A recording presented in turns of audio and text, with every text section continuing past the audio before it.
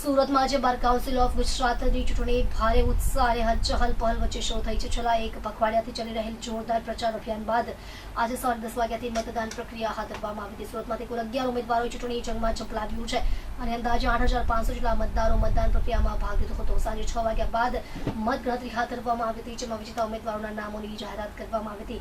Bar council of ગુજરાતની આ ચૂંટણીને લઈને છેલ્લા કેટલાક દિવસોથી કાનૂની વર્તુળોમાં ભારે ચર્ચા અને ઉત્સુકતા જોવા મળી રહી હતી. ઉમેદવારો દ્વારા મતદારોને પોતાના પક્ષે વાળવા માટે છેક છેલ્લી ઘડી સુધી એડી ચૂંટણીનું જોર લગાવવામાં આવ્યું હતું. શહેરના વિવિધ વિસ્તારોમાં ઉમેદવારો દ્વારા બેનરો, પોસ્ટરો અને સોશિયલ મીડિયા દ્વારા પ્રચાર કરવામાં આવ્યો હતો. ખાસ કરીને સુરતના અઠવા લાઇન્સ વિસ્તારમાં ઉમેદવારોના મોટા બેનરો અને પ્રચાર સામગ્રી જોવા મળી હતી. મતદાન શરૂ થતાં જ કોર્ટ પરિસરમાં વકીલોની ભારે અવરજવર જોવા મળી હતી. મોટી સંખ્યામાં વકીલ મતદારો મતદાન માટે પહોંચ્યા હતા અને ઉત્સાહભેર પોતાના મતાધિકારનો ઉપયોગ કર્યો હતો. ચૂંટણી પ્રક્રિયા શાંતિપૂર્ણ અને પારદર્શક રીતે પૂર્ણ થાય તે માટે ચૂંટણી અધિકારીઓ દ્વારા ખાસ વ્યવસ્થાઓ પણ કરવામાં આવી હતી. કોર્ટ પરિસર તેમજ મતદાન મથક પર સુરક્ષા અને પારદર્શિતા જળવાઈ રહે તે માટે કુલ 14 જેટલા સીસીટીવી કેમેરા ગોઠવવામાં આવ્યા છે. ચૂંટણી અધિકારીઓ દ્વારા સમગ્ર પ્રક્રિયા પર નજર રાખવામાં આવી રહી છે. મતદાન દરમિયાન કોઈ અનિચ્છનીય ઘટના ન બને તે માટે પણ જરૂરી વ્યવસ્થા કરવામાં આવી છે. સાંજે 6 વાગ્યા સુધી મતદાન પૂર્ણ થયા બાદ તરત જ મતગણતરી પ્રક્રિયા શરૂ કરવામાં આવી હતી અને ત્યારબાદ વિજેતા ઉમેદવારોના નામોની જાહેરાત કરાઈ હતી. હું ધર્મેશ કણિયા સુરતથી બાર કાઉન્સિલ ઓફ ગુજરાતમાં ઇલેક્શન માટે ઉમેદવારી કરી છે. મુખ્યત્વે સમગ્ર ગુજરાતના વકીલોને વેલફેરના નાણાં સમયસર અને પૂરા મળી રહે એવા મુદ્દાઓને ધ્યાનમાં રાખીને મેં આ ચૂંટણીમાં ઝંપલાવ્યું છે, ઉમેદવારી કરી છે.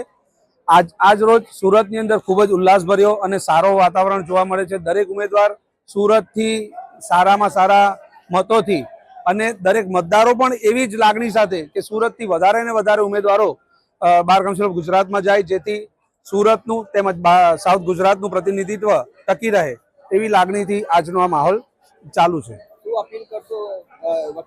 મતદારો નમ્ર વિનંતી, જે મુદ્દાઓ લઈને હું આ જે બાર કાઉન્સિલની ઇલેક્શનમાં ઉતર્યો છું તેમાં નાના વકીલ મિત્રો અને સિનિયર વકીલ મિત્રોના પણ મુદ્દાઓ છે. 65 વર્ષે તેઓને મૃત્યુ સહાય કે જે નાણાં નક્કી કરવામાં આવ્યા છે પણ એમની હયાતીમાં 65 વર્ષે પણ મળી જવા જોઈએ. ત્યારબાદ નાના વકીલ મિત્રો માટે છેલ્લા 2 વર્ષથી જે સૂટ અને પેન્ટનું કાપડનું અવિરતપણે જે મારી ઓફિસેથી વિતરણ ચાલે છે, ભવિષ્યમાં પણ ચાલુ રહેશે. આવનારા દિવસોમાં કાયદાના પુસ્તકો નવા વકીલ મિત્રો માટે વિનામૂલ્યે મારી ઓફિસેથી આપવામાં આવશે. આમ તમામ વકીલ મિત્રોના હિતમાં જે હું કાર્ય કરી રહ્યો છું તેને ધ્યાને રાખી હું તમામ વકીલ મિત્રોને અપીલ કરીશ કે મને 41 નંબરના ક્રમાંકની સામે નંબર 1 પ્રેફરન્શિયલ મત આપે અને મને જંગી બહુમતીથી વિજય બનાવે. હું એડવોકેટ મોહમ્મદ અનીસ મોહમ્મદ ઈસા સોદાગર, હું સુરત ડિસ્ટ્રિક્ટ કોર્ટમાં પ્રેક્ટિસ કરું છું. આજરોજ BCGનું ઇલેક્શન છે, જેમાં ખૂબ ઉત્સાહનો માહોલ છે. આજરોજ બધા કેન્ડિડેટો પોતપોતાના મંતવ્ય પ્રમાણે મેનિફેસ્ટોને આધારે પોતાનું ઇલેક્શન લડે છે અને ખૂબ ખુશીનો માહોલ છે. હું આજરોજ ડબલ અંસારી, આફતાબ હુસેન અંસારી સાહેબને સપોર્ટ કરું છું. એમના પોલિંગ એજન્ટ તરીકે સાહેબ રહું છું, એટલે એમને જીતાડવામાં મારે આપ સાહેબ લોકોને નમ્ર છે.